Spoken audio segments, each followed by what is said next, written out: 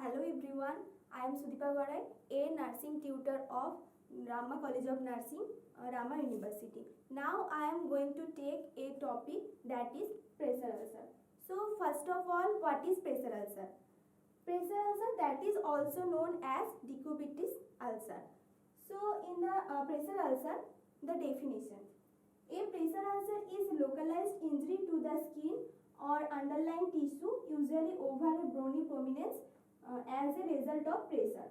So pressure ulcer is a type of injury that can be happen in the skin, or it also can be happens underlying the tissue also. So and it is mainly over the bony prominence.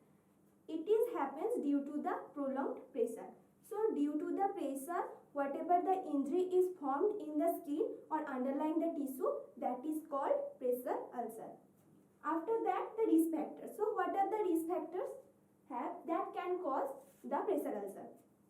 In the risk factor, first of all is advanced age. So whenever the patient is in the advanced age, that can cause the pressure ulcer. After that, the impaired circulation. Whenever in the blood circulation any problem is occurred, that time pressure ulcer can be happen. After that, the diabetes mellitus. In the diabetes mellitus patient also it can be happen.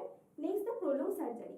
So whenever the prolonged surgery means the prolonged surgery, or due to the surgery, the patient is in the bed time for the prolonged time, and the positions also not shifted. In that time also pressure ulcer can be happen. After that, the obesity. In case of obese patient, the chance is more. Next is the causes. So what are the causes that can be occur the pressure ulcer? In the causes, first of all, the pressure. Pressure is one of the most common cause for the pressure ulcer, because whenever any pressure is formed in a particular area, in that area the blood circulation can be reduces. For that reason, the pressure can cause the pressure ulcer. Next is the friction. Friction also can cause the pressure ulcer. So for the friction, like from the skin to the any surface, any rough surface, whenever the continuous the friction is occur, that can cause also pressure ulcer. Next is moisture. Moisture also can cause the pressure ulcer. Next is common sites. So what are the common sites that can in that place the pressure ulcer commonly seen? We have to see. So whenever the sites only depends on the positions of the patients. So in the different position, different sites also there, because whenever the patient is in the supine position, the pressure points of that body of the patient is different, and whenever the patient will be in the prone position, the patient's pressure points will be different. So first of all, in the supine position, whenever the patient is in the supine position for a prolonged time, the pressure points will be head, shoulder, elbow, buttocks and the heel. So the common sites for the supine position will be head, shoulder, elbow, buttocks and the heel, because these points are the mainly pressure points. For that reason, in the supine position, these all are the common sites. Next, in the lateral position, whenever the patient will be in the lateral position, the common sites will be ear, acromion process, elbow, hip, thigh, leg and the heel. So these will be whenever the patient will be in the lateral position for a prolonged time. Next, in the prone position, whenever the patient will be in the prone position, the pressure points will be elbow, the rib cage, thigh, knee and the toe. So these all are the common sites that we will see the pressure ulcer will be happen. After that, the clinical manifestations. Clinical manifestations means the signs and symptoms. So what are the signs and symptoms will be seen whenever a patient is getting the pressure ulcer? The signs and symptoms, common signs and symptoms are redness in the particular area. Whenever in any area the pressure ulcer will be started, the first of all the redness on that area will be seen. After that, the fever, the body temperature will be increased. Next, tenderness, discomfort and localized edema also seen. After that, whenever pressure ulcer will be in the deep, very deep in the tissue. The gangrene also may be formed.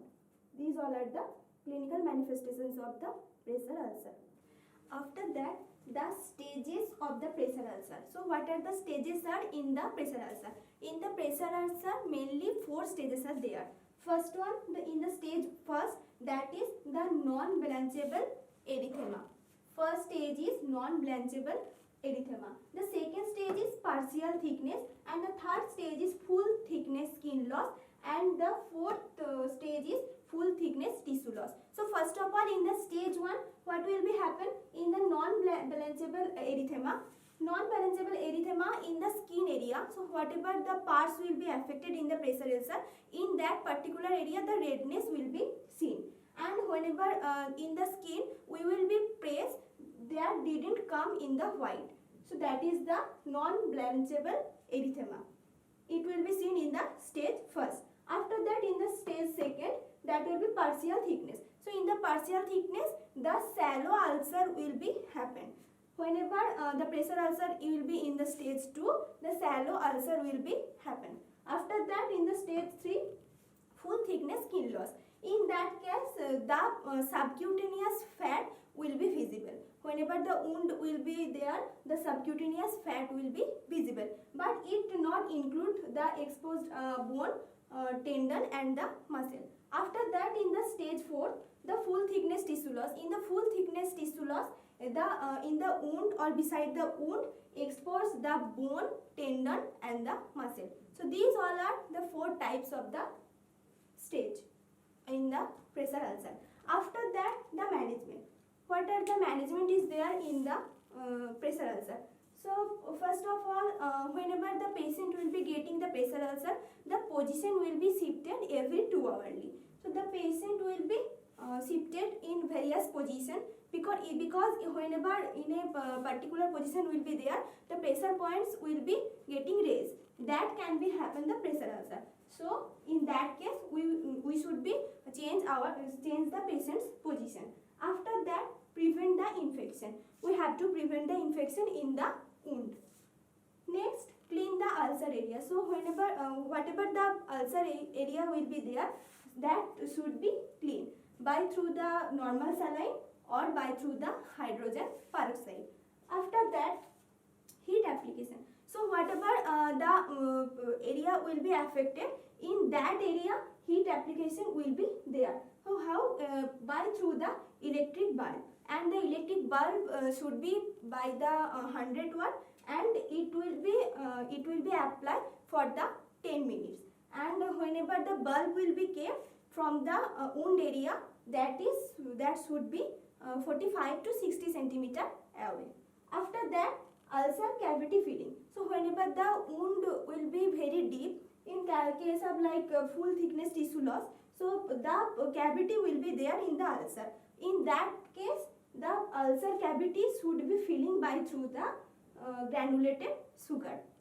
After that, the waterproof ointment, whatever the waterproof ointment will be there, like zinc oxide, that should be applied on the pressure ulcer. Next, the antibiotics. Whenever more infection can cause, in that case, we should be providing the antibiotics for the patient. Thank you all.